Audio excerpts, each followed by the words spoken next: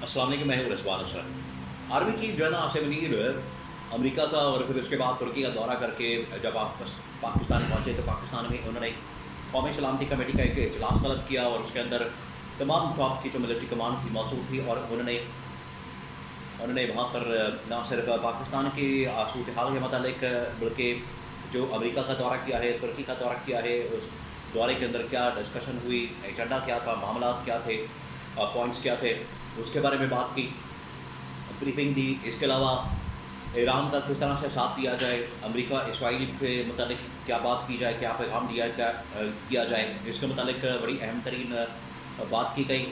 اس کے علاوہ عمران خان کی رہائی اور ڈونلڈ ٹرمپ کا خطاب دنیا سے ایک بار پھر سے ٹویٹ اور پیغام پوری دنیا کے اندر وائرل ہوا ڈونلڈ ٹرمپ کا، جو کہ اس کے متعلق تھا کہ ایران اور اسرائیل کے درمیان باقاعدہ جنگ بندی کروا دی گئی ہے۔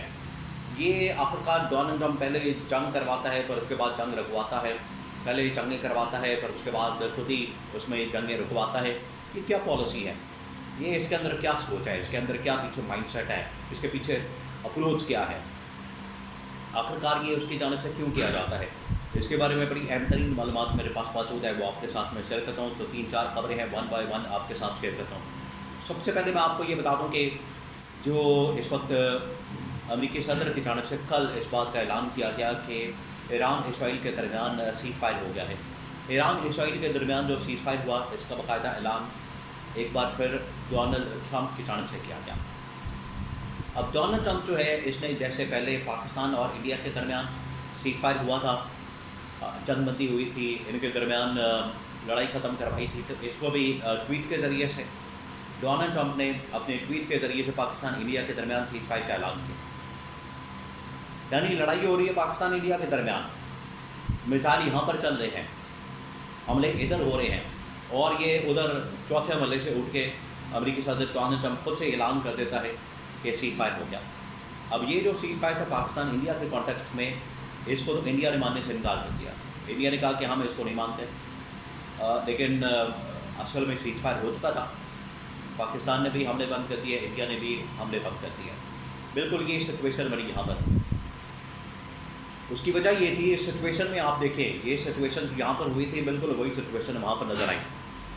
جس طریقے سے یہاں پر یہ پاکستان کے اوپر یہودی، صہیونی، صلیبی اور جو ہندو طاقتیں ہیں، ہندوتوا کی طاقتیں ہیں، انہوں نے جیسے پاکستان کے اوپر چڑھائی کی اور پاکستان نے پھر جوابی حملہ کیا، 3-4 دن حملوں کو برداشت کیا پاکستان نے۔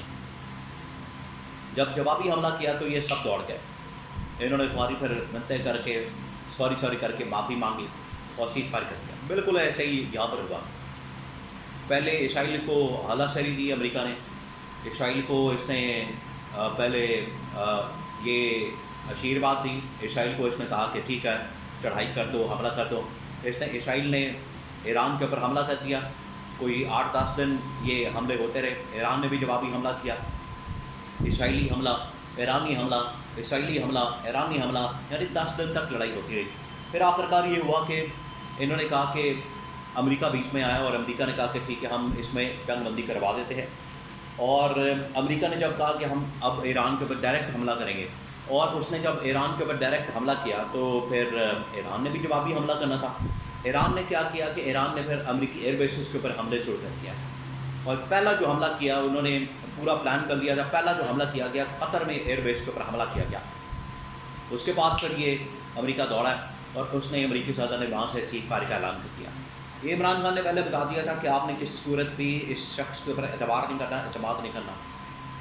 یہ کبھی جنگیں کرواتا ہے، کبھی خود ہی کرواتا ہے، کبھی خود ہی رکھواتا ہے، اس کا کوئی پتہ نہیں لگتا، اس کا کوئی دین ایمان نہیں ہے، یہ کسی بات کے اوپر قائم نہیں رہتا، ڈٹتا نہیں، اڑتا نہیں ہے کسی بات کے اوپر، اپنے نظریے کے اوپر، سوچ کے اوپر۔ یہ صبح کچھ، دوپہر میں کچھ، رات میں کچھ، شام میں کچھ، تو یہ بدلتا رہتا ہے، آپ نے اس کے اوپر بالکل اعتبار نہیں کرنا۔ تو یہی ہوا، یہاں بھی اس قسم کی سچویشن کا سامنا کرنا پڑا۔ Army chief general Asif Munir جیسے پاکستان پہنچے، جیسے یہاں پر وہ آئے، تو اس کے بعد انہوں نے یہ بات کی، انہوں نے یہ قومی سلامتی کمیٹی کا اجلاس بلایا، اور اجلاس بلا کے تو انہوں نے کہا کہ ہمیں سب سے پہلے تو یہ ایران کی حمایت کرنی چاہیے، ایران کی سپورٹ کرنی چاہیے، اور ایران کی سپورٹ میں ہمیں کھڑا ہونا چاہیے۔ پہلی بات. دوسری بات یہ ہے کہ انہوں نے شہباز شریف کا پیغام دیا کہ شہباز شریف تمہاری کوئی حیثیت نہیں انٹرنیشنل لیول کے اوپر، کوئی اوقات نہیں، نہ ترکی کے اندر، نہ امریکہ کے اندر، نہ کسی اور ملک کے اندر. اور عمران خان کے متعلق پاکستان میں اس وقت اب سچویشن نارمل پر آ رہی ہے. تو پاکستان میں جو حالات واقعات ہیں یہاں پر سچویشن ہے سیکورٹی، پولیٹیکل، اکنامک اور ہیومن رائٹس کی اور باقی چیزوں کی، تو اس کو بھی نارمل کرنے کی ضرورت ہے، نارمل سچویشن لانے کی ضرورت ہے. یہ بھی انہوں نے پیغام دیا. اب آپ کو پتہ ہے کہ یہاں پر انٹرنیشنل سچویشن اب اگلے تقریباً کوئی آپ سمجھ لیں کہ آج نارمل ہو جائے گی سچویشن، کل سے تقریباً نارمل ہو چکی ہے، کاروباری زندگی، معاملات زندگی نارمل ہو چکے ہیں. اب یہ پاکستان کی طرف ان کا رخ ہوگا، پاکستان کی طرف ان کا سارا فوکس ہوگا کہ پاکستان کی طرف ہم نے رخ کرنا ہے، فوکس کرنا ہے، پاکستان کے معاملات کی طرف دیکھنا ہے اور پاکستان کو ہم نے اب نارمل کرنا ہے. یہ اب ان کی جانب سے بات کی گئی، ان کی جانب سے اعلان کیا گیا. اور وہاں پر جو ساری ڈسکشن ہوئی ہے، بات چیت ہوئی ہے، اس کا ایجنڈا بھی یہی تھا کہ انٹرنیشنلی جو معاملات ہونے تھے وہ ہو چکے ہیں.